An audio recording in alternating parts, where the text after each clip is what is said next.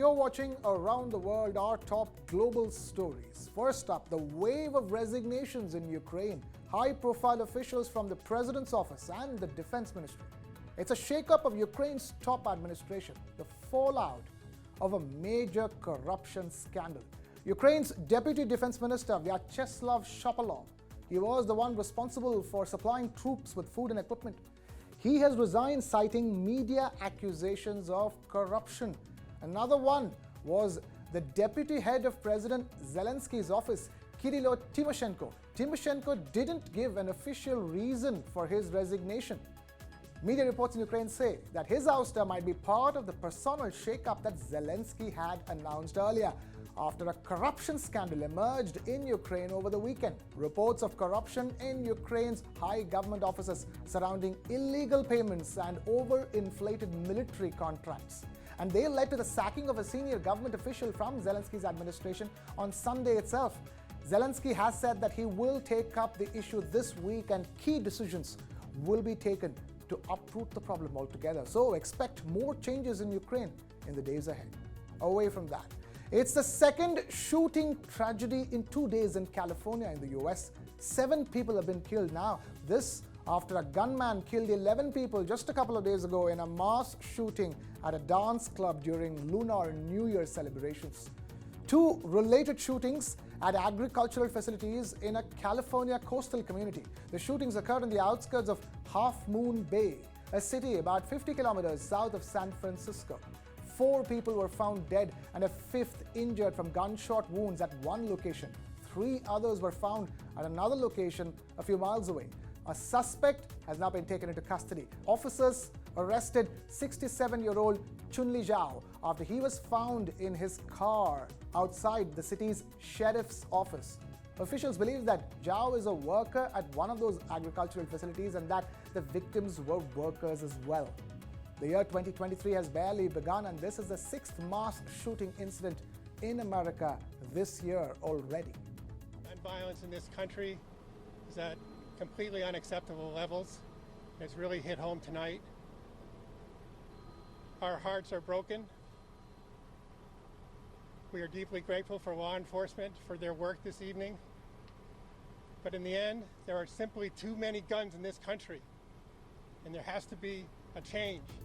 Keeping it with the US, where Elon Musk is defending the seemingly indefensible, that too in a courtroom in the US. Musk faced the judge and the jury for his Tesla tweets, and the results were interesting to say the least. He testified that the tweets were quote-unquote absolutely truthful and declared that he has never deceived investors of Tesla. The 51-year-old billionaire CEO of Tesla and Twitter's owner returned to a US federal court in San Francisco. Musk is testifying in the class action lawsuit filed by Tesla's investors. This was Musk's 2nd time in court for the trial. Even before he first took the stand on Friday last week, the judge had declared that jurors can consider his Tesla tweets to be false, leaving them to decide whether Musk deliberately deceived investors. The investors say that he misled them with those tweets. Tweets in which Musk claimed he had lined up financing to buy out his electric car company, Tesla, and take it private. Musk claimed to have had meetings with representatives from Saudi Arabia's public investment fund, but in reality, that deal never came close to happening. It resulted in Musk shelling out $40 million for a settlement with US stock market regulators. As part of that settlement, Musk stepped down as Tesla's chairman while remaining on as CEO without acknowledging any wrongdoing. Musk has previously contended that he entered into that settlement under duress.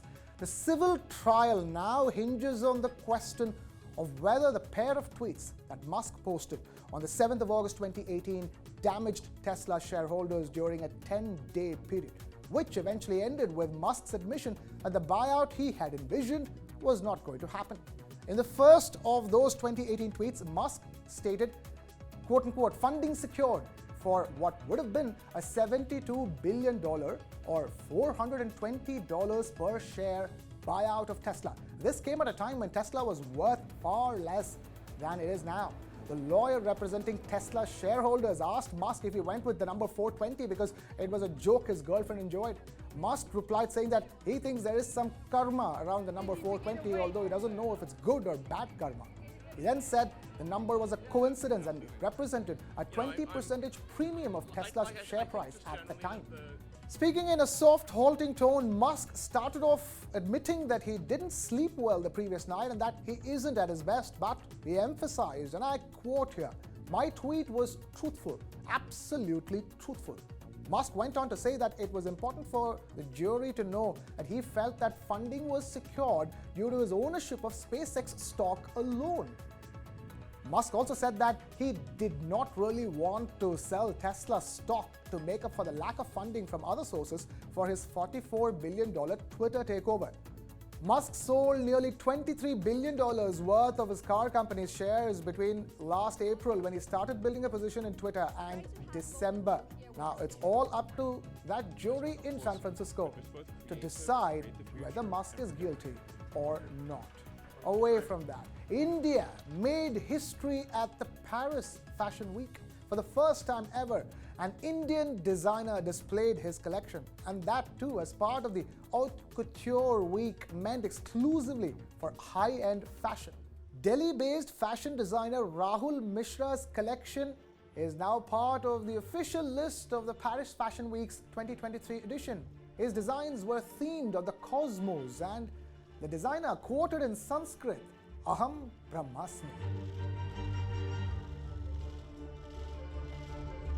Cosmos can be anything. It can be a person. Like you say, there's a beautiful quote in Hindi called "Aham Brahmasmi," which means I am the cosmos. So, not just about you, it's all about the leaf also is cosmos, tree is a cosmos. Mishra's collection featured traditional Indian craftsmanship, showcasing a variety of embroidered and handcrafted designs. Those designs were handcrafted in many villages of India. Each outfit generated an average of more than 3,000 hours of employment.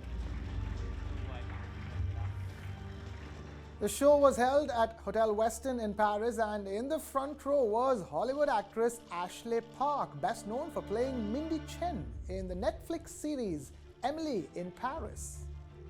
I just feel like all of his structures and the sparkles, there's such intention behind what he does. The fact that he does a lot of sustainable design and fashion is really important to me. Designer Rahul Mishra had made his debut for the Lakme Fashion Week by representing the culture of Kerala back in the year 2006. He became the first Indian designer to mark his name in the winning list of the Milan Fashion Week in Italy in 2014.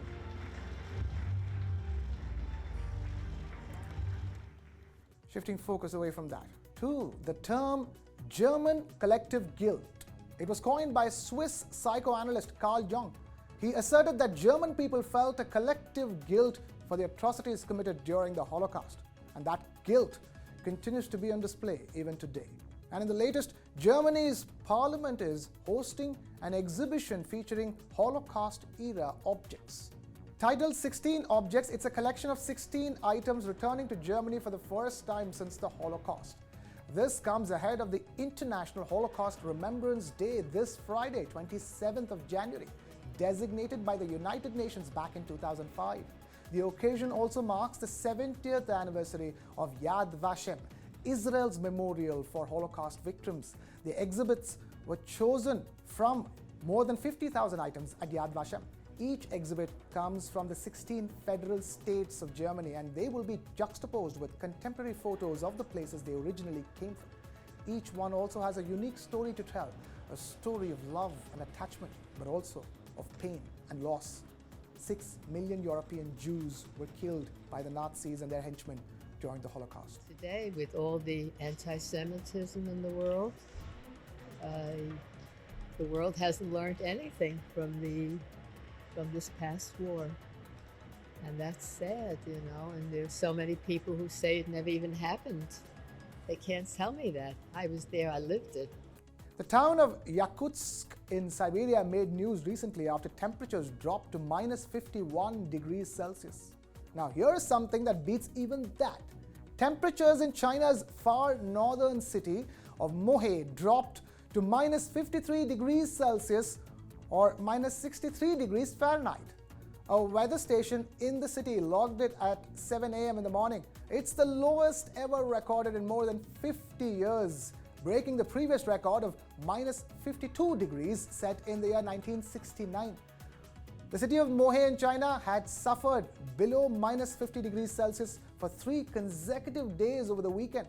The severe cold weather is expected to continue. China's National Met Department has renewed a cold wave alert, forecasting temperature drops and strong winds across parts of eastern and southern China. And that's all we have time for in this edition of Around the World. Thank you for watching. Keep it with News 9+.